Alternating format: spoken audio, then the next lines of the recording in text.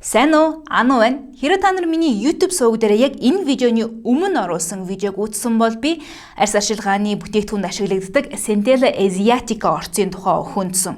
Тэр видеоны үеэр би яг Busta брендийн Sika Recipe гэдэг коллекцийн тухай бол ревюг тусад нь хийнэ гэж хэлж байсныхаа дагуу энэхүү Sika Recipe коллекцийн 7 бүтээгдэхүүний ревюг энэ дотор бол багтааж байна.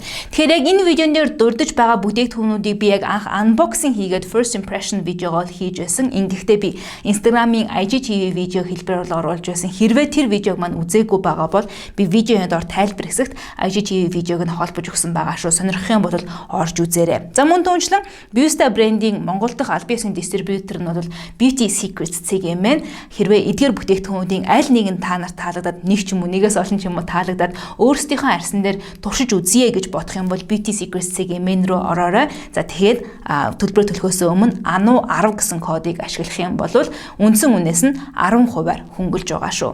За ингээд бүтээгдэхүүнүүдийн ревю руу орцгоё. Busta-гийн Sika Recipe коллекцид багтаж байгаа бүтээгдэхүүнүүдийг арьсан дээр хэрэглэх дараалалаар нь жагсааж үзэх юм бол хамгийн ихнийх нь бол цэвэрлэгч бүтээгдэхүүн байгаа юм. Энэ бол Sika Recipe Cleansing Foam буюу цэвэрлэгч хөөс. Арьс арчилгааны шатанда 2 дахь шатны цэвэрлэгээ болох байдлаар ашиглавал зүгээр, өөрөөр хэлбэл усан суурьтай хөөсөн хэлбэрээр ашиглана гэсэн үг юм. Миний хувьд яг Centella Asiatica агуулсан учраас нь энийг сонирхож үзэж байгаа. Гэхдээ арьсыг цэвэрлэл арьсан дээр нь удаан үлдэхгүйгээр ингээд буцаагаад угаагаад арилгачих бүтээгдэхүүн учраас Орос агууламж нь бас тийм ямар байх нь вэ гэдэг бол тийм ч сонирхолтой байгаагүй л дээ. Нэмээд яг өөрөө cleansing foam буюу хөөсөн шинжтэй хөөсөн бүтцтэй цэвэрлэгч байгаа. Миний хувьд яг хөөсөн бүтцтэй цэвэрлэгчдүүдэд тэр болгон дуртай байгаад байдаггүй. Дуртай хөөсөнд бол байгаа. Гэхдээ тэр болгон дуртай байгаад байдаггүй. Харамсалтай нь Sika Recipe-гийн cleansing foam бол миний хувьд тийм ч таалагдсан цэвэрлэгч бол байгаагүй. Гэхдээ яг ийм төрлийн орцуудыг агуулсан бусад бүтээгдэхүүнтэй харьцуулаад үзэх юм бол үнийн хувьд маш хямд учраас магадгүй илүү affordable буюу худалдан авахд илүү хүртээмжтэй сонголтыг хийе гэж бодож байгаа бол Sika Recipe-гийн cleansing foam сонирхолтой байж магадгүй юм. Би яг хайрцагт дээрээс энэ бүтээгдэхүүний pH-ийн түвшинг бол нэлээд хайсан ч яг олоогүй. Яг арьсны pH-ийн түвшинтэй ойролцоо илүү хүчлэлэг байна уугүй юу гэдгийг шалгаж үзэх гэсэн боловч яг ямар хэмжээнд байна вэ гэдгийг бол олж мэдэж чадаагүй. Гэхдээ юутаж хэрглэж явах хугацаанд миний арьсыг бол өрөвсүүлээгүй. Дотроо бол Sika төрлийн 5 янзын бүтээгдэхүүнийг бол агуулж өгсөн учраас ямар ч байсан Centella Asiatica-гийн арьсанд үзүүлэх нөлөөнүүдийг бол энэ бүтээгдэхүүнээс авах боломжтой. Гэхдээ дангаараа биш. Учир нь энэ бол зүгээр л цэвэрлэгч хөөс. Гэхдээ бусад бүтээгдэхүүнтэй харьцуулахад үнийн хувьд хямд байх боловч миний хувьд миний хамгийн дуртай хөөсөн цэвэрлэгч бол энэ биш. Арьс ашилгааны бүтээгдэхүүнийг ашиглах дарааллынхаа дагуу дараагийнх нь toner. Энэ бол Busta-гийн Sika Recipe toner. Онгоолгоод үзэхэд бол нэлээд хурц үнэртэй санагдана. Яг үнэртэй үзэхэд энэ яг Sika Recipe-ийн бүх бүтээгдэхүүнд агуулгадж байгаа Centella Asiatica-гийн үнэр нэмээд энэ дотор бас lavender oil буюу лаванда цэцгийн тос түүний охин бол агуулгдсан байгаа юм билээ. Тэрний үнэр нь бол ингэж хурцаар бол үнэртэж байгаа юм билээ. Яг тонерны шатанд ашиглаж байгаа учраас арьсч ерөөхдөө тэнцвэржүүлж өгөх зориулалттай бүтээгдэхүүн. Хэрвээ Sika-г зөвхөн тонерны шатанд ашиглая гэж байгаа бол энэ бас сонирхолтой тохиромжтой бүтээгдэхүүн байж болох юм. Гэхдээ нэг зүйлийг анхаараарай. Өөрөөсөө ийм лаванда цэцгийн үнэртэй учраас яг арьс чинь хэрвээ хит эмзэг бол жоохон экзематай арьстай хүмүүст бол яг арьсанд чинь тийм ялангуяа гарын чинь арьсанд бол тийм таатай бүтээгдэхүүн биш байж магадгүй юм бэлээ. Миний нэг эмзэг арьсаа найзвал гарын дээр нь жоохон нэг тийм экземагийн хөндсөн тохиолдол гарсан гэж хэлсэн. Тэгэхээр тийхгүй тулд яг уламжид бусад төвнөрөчийг гаран дээрээ дусаагаад нүүрэн дээрээ ингээд шавшиж түршихийн оронд хөвөн дээр шингээж агаад нүрээ бол арчих байдлаар хэрэглүүл илүү тохиромжтой байх ба. Гэхдээ миний бодлоор нөгөө хөвөн дээр ингээд түрхэж агаад арчих нь бүтээгдэхүүнээ жоохон үрээд байгаа юм шиг санагддаг л да. Би илүү гарынхан алгаан дээр тусааж агаад нүүрэн дээрээ шавших дуртай. За гэхдээ ямар ч тач арьсан чинь хэрэг надад бол яг энэ илүү тийм эмзэгшүүлэх зүйл бол байгаагүй. Гэхдээ л хит эмзэг арьстай хүмүүс бол өөрөө юм Centella Asiatica болоод лаванда цэцгийн үнэртэй учраас жоохон илүү эмзэгшүүлэх гэж магадгүй юм байли. Энэ илүү өндөр тунгаар агуулсан байж магадгүй. Өндөр нь илүү хурц санагдсан. За тонерны араас ашиглагдах бүтээгдэхүүн бол serum. Тэгэхээр энэ бол Busta-гийн Sika Recipe serum.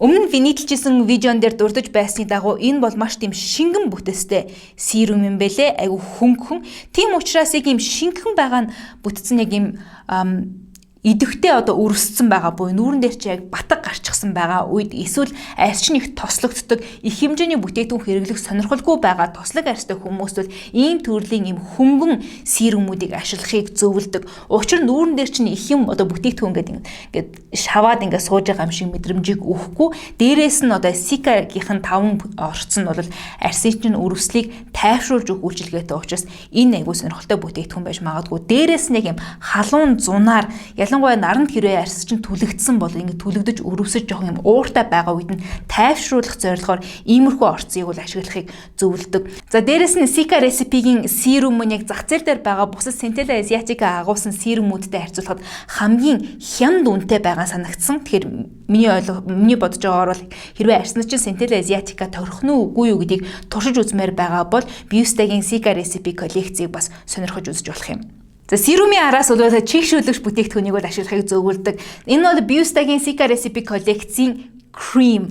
Яг кремийн хэлбэртэй учраас яг арьсанд occlusive буюу өмнө нь өгсөн шин тэжээлтэй боцыг нь түгжиж өгөх зориулалттай орцыг агуулсан бүтээгдэхүүн байгаа. Ер нь Centella Asiatica агуулсан бүтээгдэхүүнүүдийн хувьд зах зээл дээр гарсан байгаа бүтээгдэхүүнээс хамгийн өргөн дэлгэр ашиглагддаг нь бол ийм крем бүтцтэй байдаг.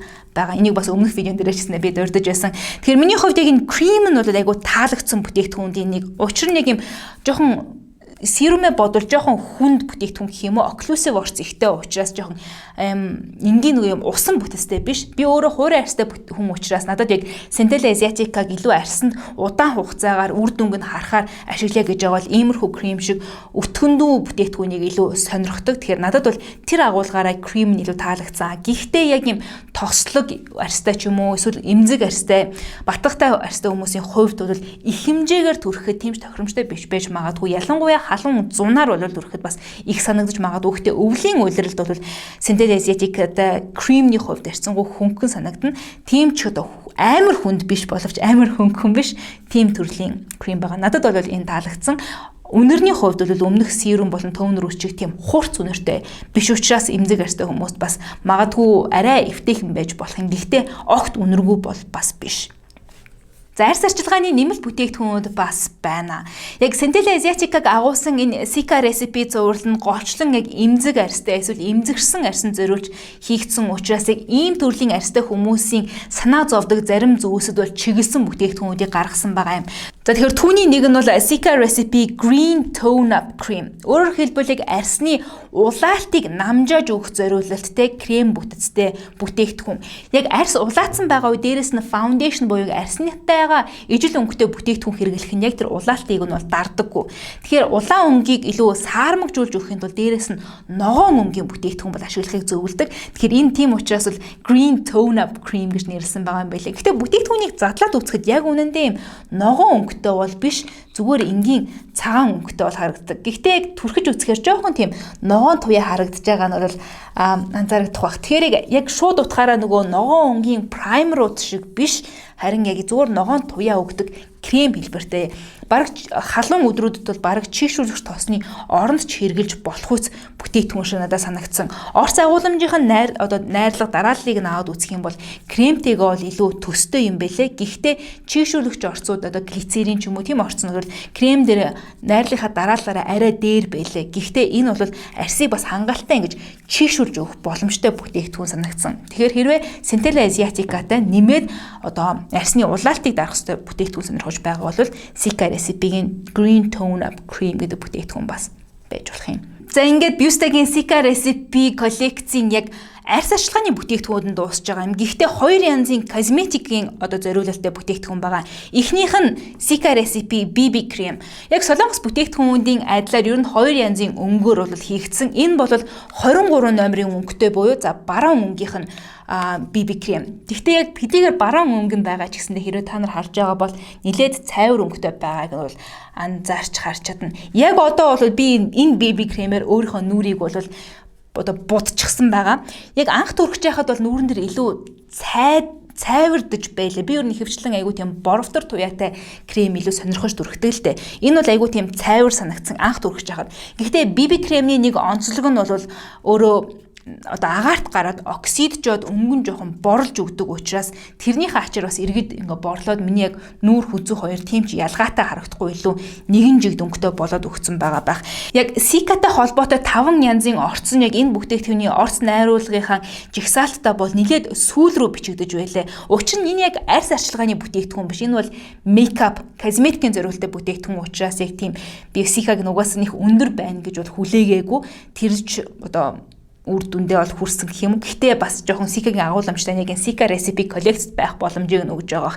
Гэхдээ би яг BB крем талаас нь энэ бүтээгдэхүүнийг илүү ревю хий гэж бодлоо л доо. Зөвхөн BB крем байгаа зогсохгүй SPF 50 нэмэх PA 4 байгаа юм.